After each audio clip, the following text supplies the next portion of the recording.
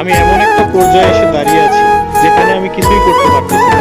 না পারতেছি পরিবারের মানুষের স্বপ্ন পূরণ করতে, না পারতেছি নিজের স্বপ্ন পূরণ করতে। আসলে একদম জীবনটা আমার থমকে গেছে। আমি কিছুই করতে পারতেছি না। কি হচ্ছে আমার জীবনের সাথে? কেন হচ্ছে? এই হিসাবগুলো আমি মিলাতে পারতেছি না। বিশ্বাস করেন ভাই, প্রচুর পরিমাণে ডিপ্রেশন কাজ করতেছে ভিতরে। আমি অনেক ডিপ্রেশনের মধ্যে আছি। আমার জীবনের সাথে কেন এগুলো হচ্ছে আমি নিজেও জানি না।